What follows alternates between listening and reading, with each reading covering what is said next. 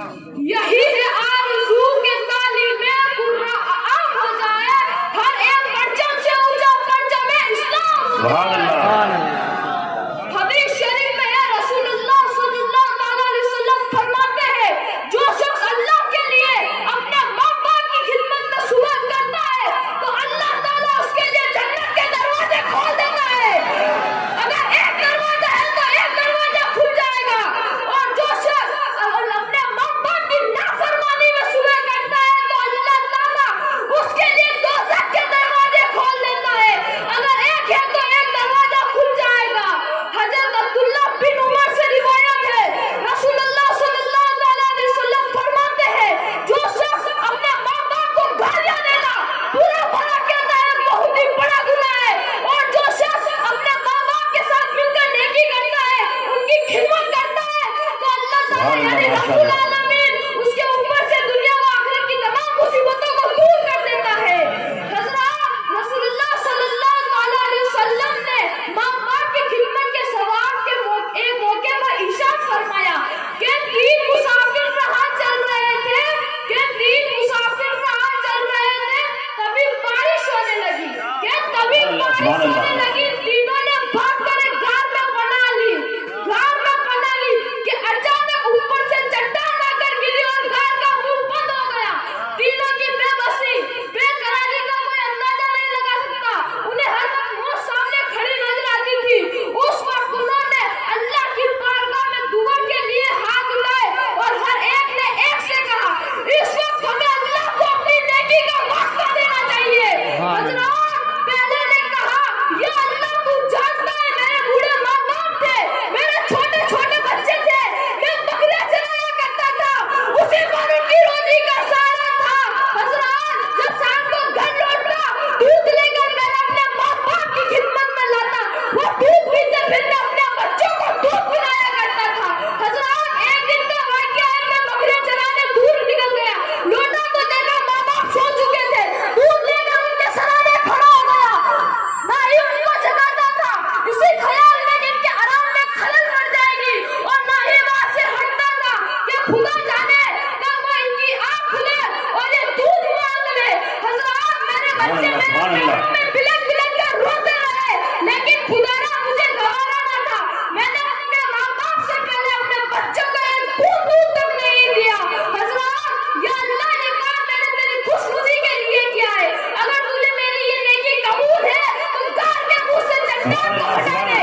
یہ کہنا تھا کہ چٹان خود بخود ہٹ گئی اور غار کے منہ سے تھوڑا سا کھسک گئی، دونوں مسافروں کی باری آئی، دونوں نے بھی اپنے اپنے کاموں کا وسیلہ بنا کر دعا کی تو غار کے منہ سے چٹان ہٹ گئی۔ سبحان اللہ سبحان اللہ۔ حضرات ماں باپ کی خدمت دنیا و آخرت میں کام آتی ہے۔ بے شک۔ سبھی حضرات آوازیں بلند کریں درود پاک الصلاۃ والسلام علیک یا رسول اللہ، الصلاۃ والسلام علیک یا نبی اللہ، الصلاۃ والسلام علیک یا نور اللہ، الصلاۃ والسلام علیک یا حبیب اللہ۔ آئیے حضرات میں آپ کو ملک عراق کے ایک شہر بصرہ کا واقعہ سناتا ہوں۔ ملک عراق شہر بصرہ میں ایک نوجوان رہتا تھا، اپنے پروردگار کی نافرمانی کرتا تھا، اس کی ماں اسے برے کاموں سے روکتی تھی لیکن وہ نہیں رکتا تھا۔ حضرات اس کی ماں مسلمانوں کے بہت بڑے امام حضرت رسول رحمۃ اللہ علیہ کی بارگاہ میں حاضر ہوئی اور اپنے بیٹے کی شکایت کی۔ حضرت کا بیان اپنے بیٹے کو رو سنا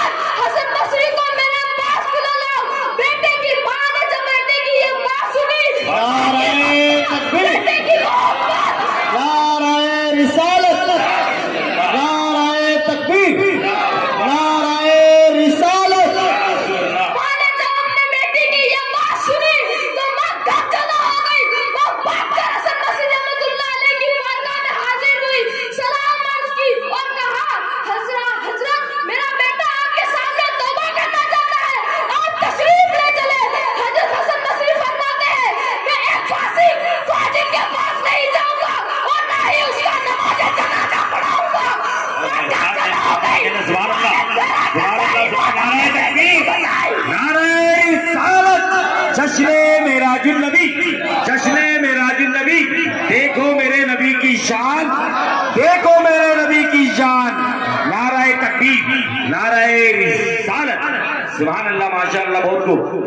माँ ने जब गमजदा होकर घर लौटी तो माँ ने सारी बात अपने बेटे को बताई। बेटे ने माँ को वसीयत की, अम्मी जान जब मैं मर जाऊं यानी मेरा इंतकाल हो जाए तो मेरे गले में रस्सी डाल देना और मुझे घर में घसीट दे ये कहना अल्लाह के नाफरमान बंदों की यही सजा है और मुझे कब्रिस्तान में ना दफनाना, मुझे घर में ही दफना देना क्योंकि बाकी मुर्गों को मुझसे तकलीफ ना होगी। इतना कहना था कि जिस्म से रूह बाहर निकल गई। बेटे की वसीयत के मुताबिक माँ ने गले में रस्सी डाली और घसीटने वाली ही थी कि तभी क्या आपसे आवाज आई, ए हमारी बंदी, ए नौजवान की माँ, अल्लाह के दोस्त के साथ ज़मीन का सलूक करो।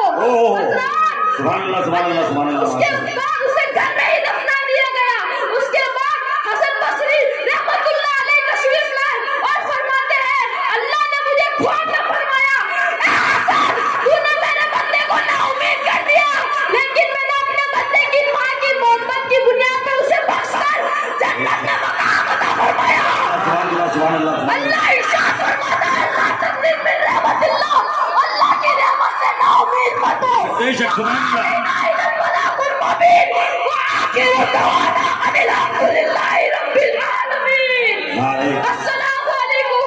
नारे तकबीर, नारे रिसालत, जश्ने मेराजुन नबी, जश्ने मेराजुन नबी, जश्ने मेराजुन नबी।